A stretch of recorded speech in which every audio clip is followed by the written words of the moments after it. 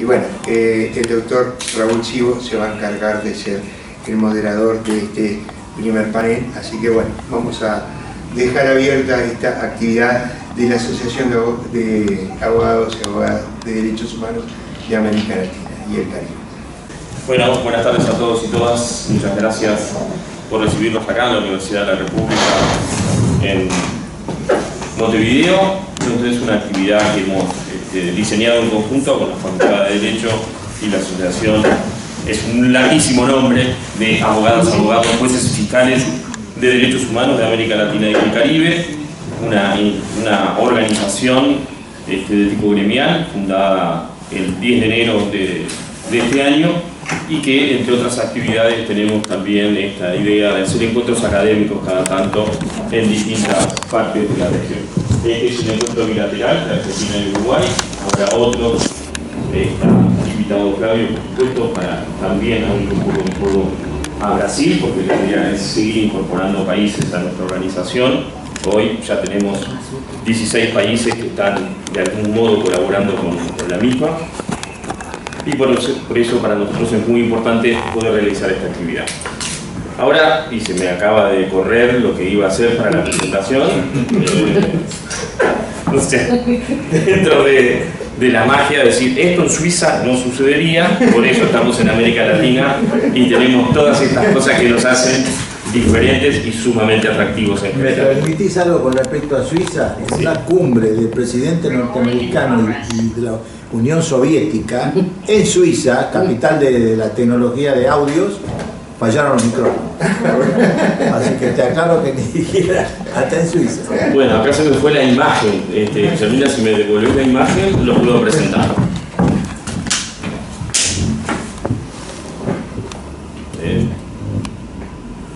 Sepan esperar, estamos viendo una imagen de Holanda. No les voy contando lo que aparece. Y ahora sí. Ahora sí estoy en condiciones de presentarlos. Bueno, en este primer panel los disertantes van a ser Mariela Saetone Montero, creo que todos los locales la conocen, pero bueno, la voy a presentar de todas maneras. Uruguaya, doctora en Derecho y Ciencias Sociales de la Facultad de Derecho de la Universidad de la República, docente de la Facultad de Derecho de la Universidad de la República en Derecho Administrativo, profesora titular efectiva, grado 5, especialista de Derecho Constitucional y Derechos Humanos, maestría de Derecho Constitucional y Derechos Humanos de la Facultad de Derecho de la Universidad Católica de Uruguay, actualmente directora del Instituto de Derecho Administrativo de la Facultad de Derecho de la Universidad de la República. También está Jorge Eduardo Aguad, argentino, ex fiscal general de la Procuraduría de Crímenes contra la Humanidad de Argentina, miembro, por supuesto, de la Asociación de Abogadas, Abogados, Jueces Fiscales de Derechos Humanos de América Latina y el Caribe, y Flavio de Leao Bastos Pereira, quien está aquí a mi izquierda, que es de Brasil y que tiene un inmenso currículum, que tenemos un montón de cosas para decir, que tiene estudios en la Universidad Presbiteriana de Mackenzie, tiene también, bueno, acá veo un montón de cosas, un postdoctorado está muy bueno. En Calabria, en Italia, bueno, y muchas cosas más que él le va a contar y se va a presentar, porque si no, los amigos también. sí, si no nos vamos toda la tarde con su presentación. No es posible. Pero tiene muchas cosas, digamos, muchos títulos y muchas especializaciones básicamente en cuestiones de justicia transicional, genocidio, etc. Así que ustedes dirán, ¿quién comienza este panel? ¿Quién quiere comenzar? ¿Empiezas tú, Flavio? Podemos, pero me gustaría de... ¿verdad? ¿No quieres comenzar, profesor? Bueno. Empieza Jorge. Jorge, estamos en camino. Bueno, no sé, ¿el micrófono o sin micrófono? ¿No? Una pela, como quieres. No sé si se escucha bien, si no. El microfonito que se aclara.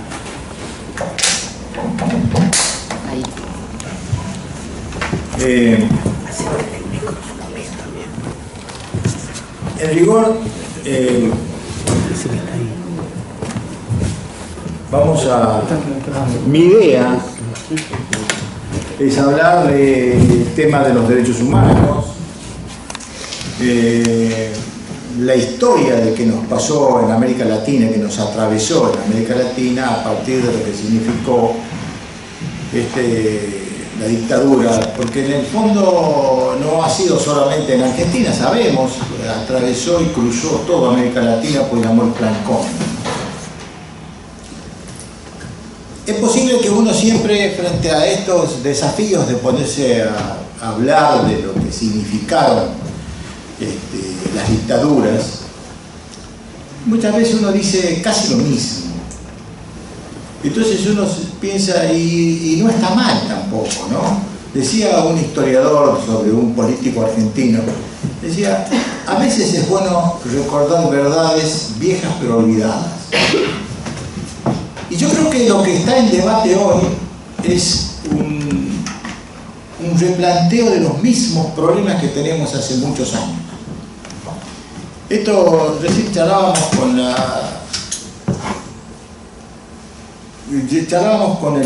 la cuestión de qué hay detrás de todo esto, por qué se produce.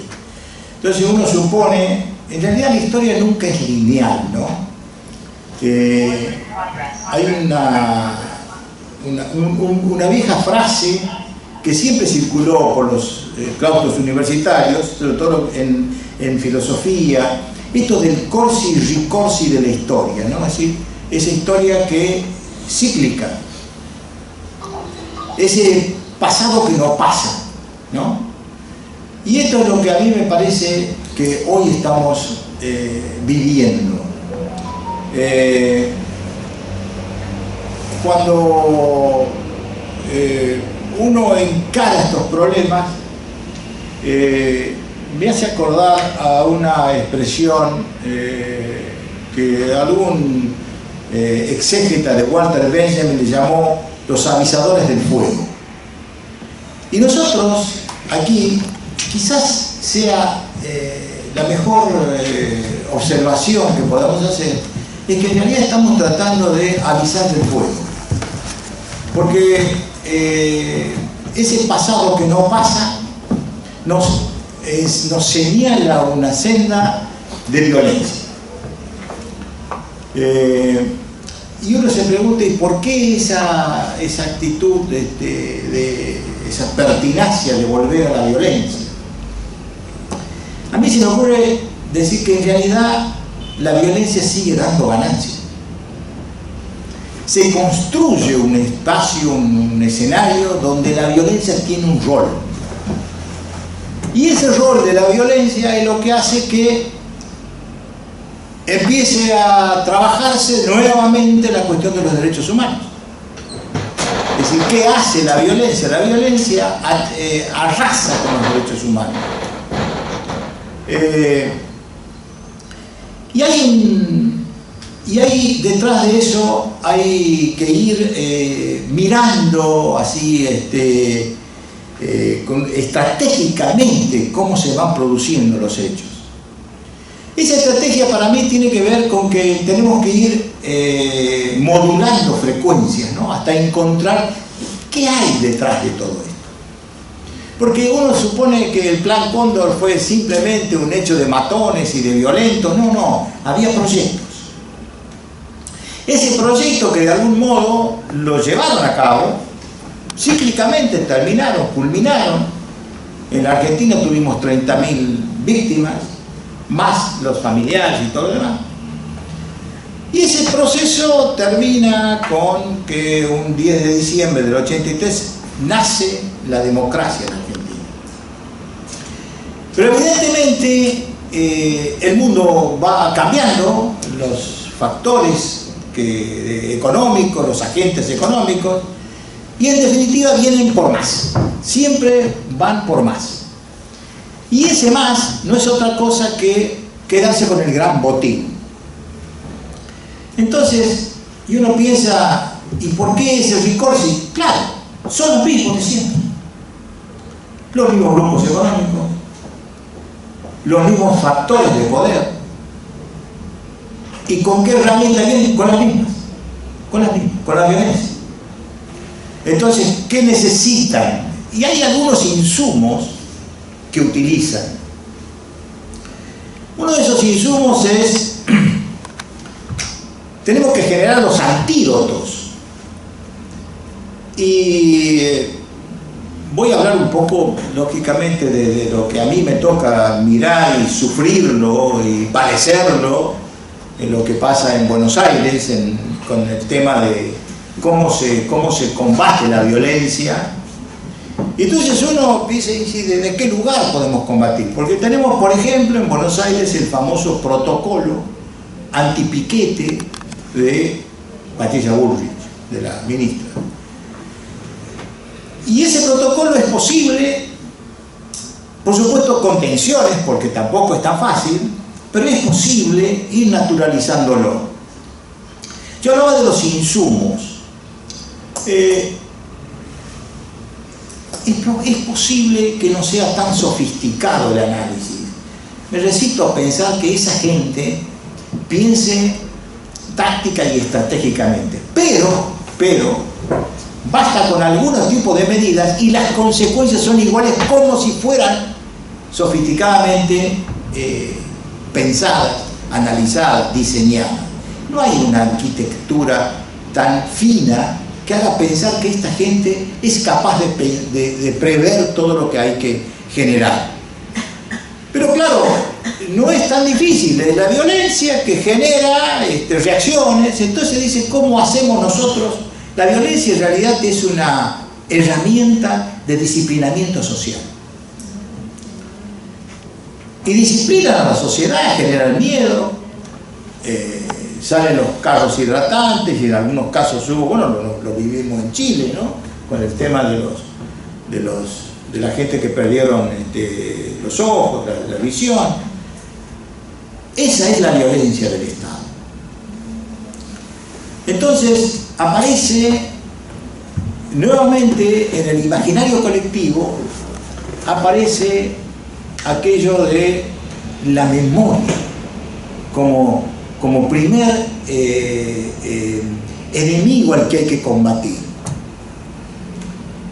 Entonces dicen, tenemos que trabajar, tenemos que pensar de qué modo reducir la fuerza que tiene el concepto memoria. Hay un autor que yo leo como asiduamente, que es un filósofo español, y él habla de que la memoria, dice él, en Mann, trato de recordar si es de él o de Walter Benjamin, que él es un gran exégeta de Walter Benjamin, donde dice que la memoria es la lectura moral del pasado. Claro, es muy fuerte conceptualmente hablar de una lectura moral del pasado. Entonces hay que empezar a trabajar para desarmar, para romper toda esa estructura, ese andamiaje que la sostiene, que es precisamente una mirada ética de lo que pasó. Y aparece, digamos, el tema de que tenemos que minimizar esa fuerza moral que tiene la memoria. Y lo minimizan desde una herramienta que la conocemos, viene desde después de Auschwitz, que es el negacionismo. Entonces se niegan los hechos y en esa negación de los hechos empieza a desmoronarse la idea de la memoria. La tensión es memoria versus negacionismo. Lo que están negando, porque la memoria lo que hace es mirar ese pasado, mirar los hechos del pasado, y esos hechos, si en la medida que yo los niegue, le estoy quitando la razón de ser a la memoria. Cuando decimos nunca más, entonces digo, pero si yo digo nunca pasó esto, no hay más nunca más. Porque el adverbio de tiempo de la palabra nunca dice, esto no puede volver a ocurrir. Y en nunca más, ahí nace el deber de memoria. Cuentan de que los que salieron de Auschwitz, lo único que decían era nunca más. No hablaban de otra cosa, nunca más. ¿Cómo habrá sido? Es decir, decía este autor, lo que pasa es que lo inimaginable, que era lo que significó la singularidad de Auschwitz, pasó. O sea, no registraba la historia de la humanidad semejante barbarie.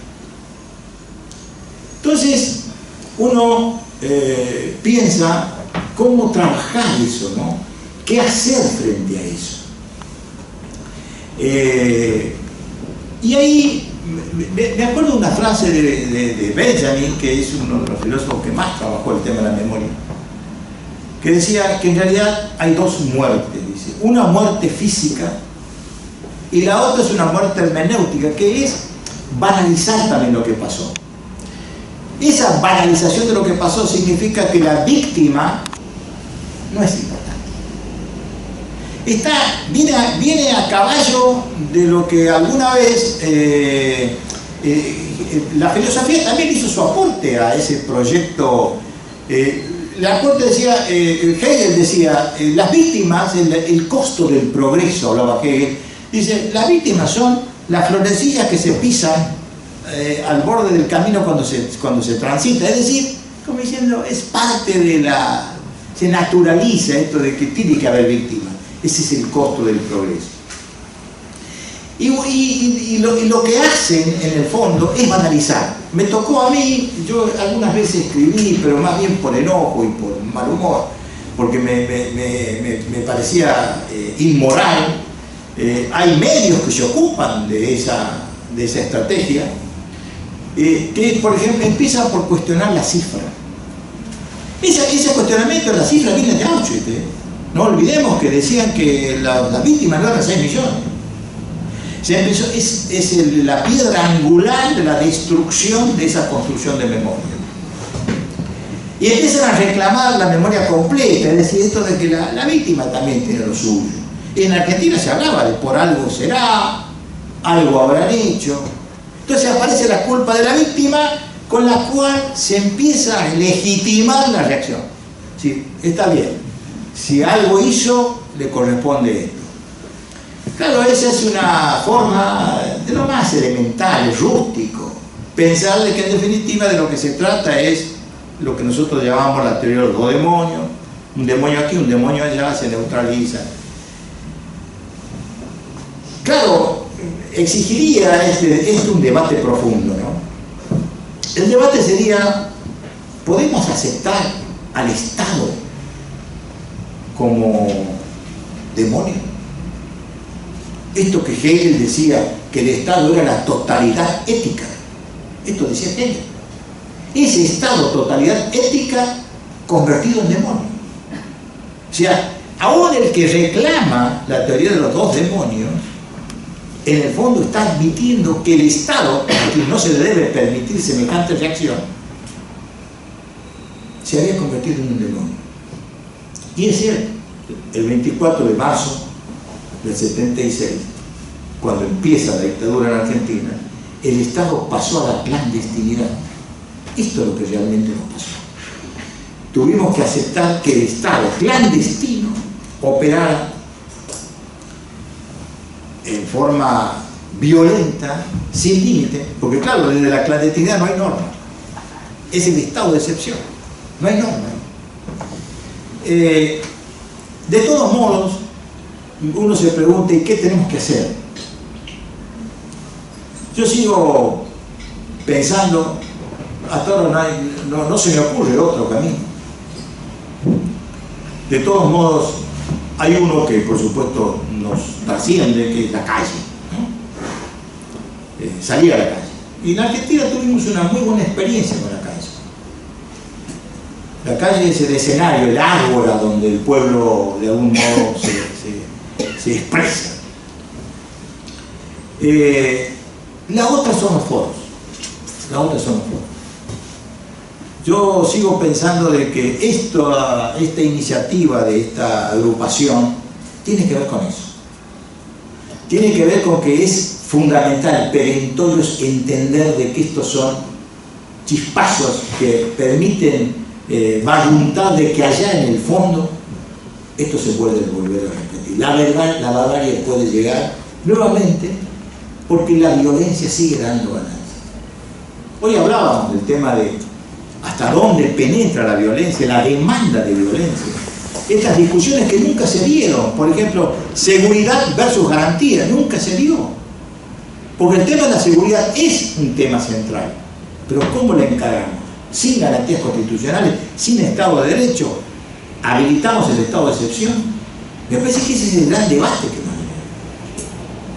Un debate que tiene a los derechos humanos en el centro de gravedad del problema.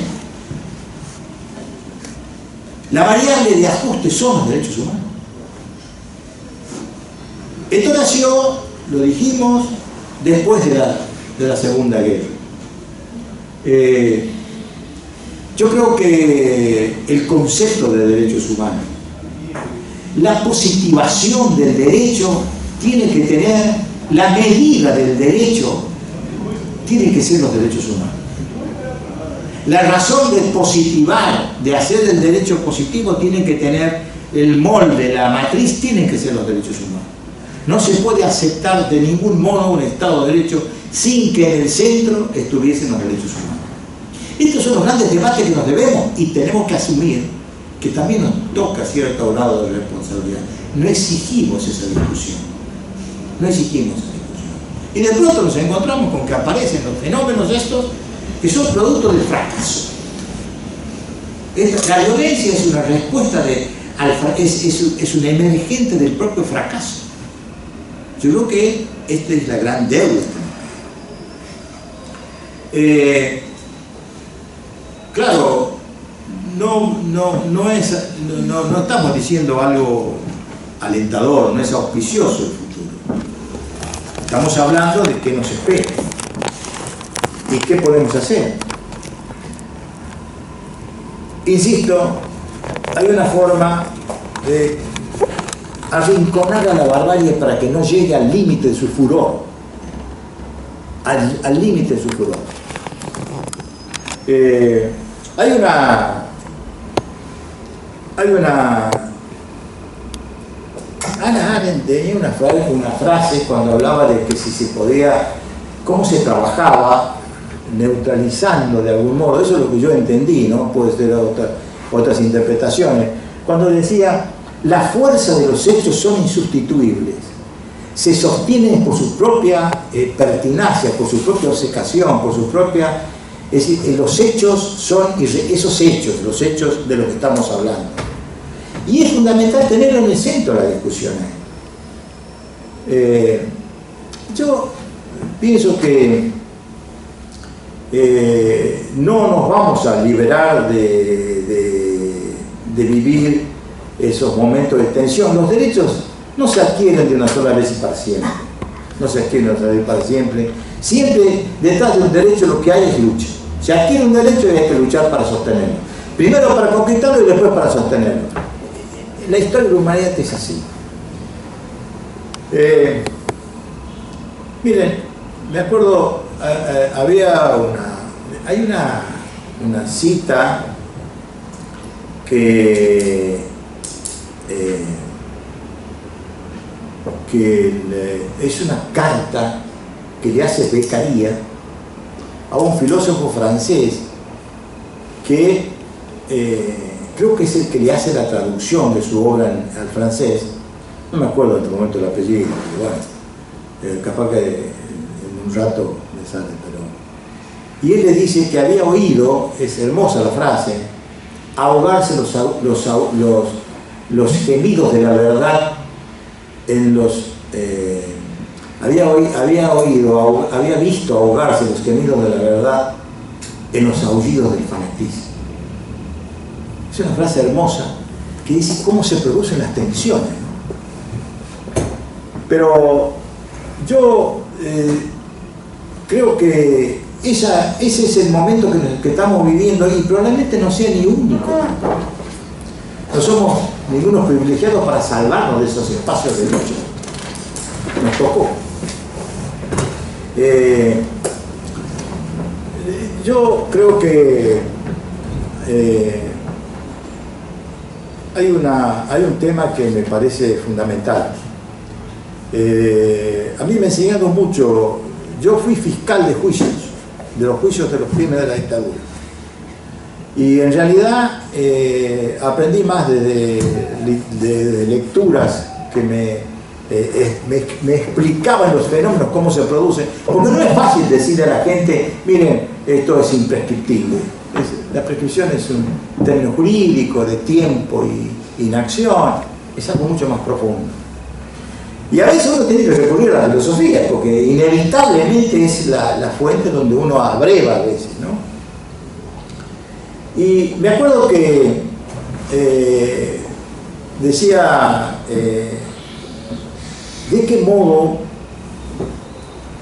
cuando hablo de las luchas que se vienen, estoy hablando de una expresión. Entonces, ¿y contra quién luchamos? Hay un enemigo, hay un enemigo.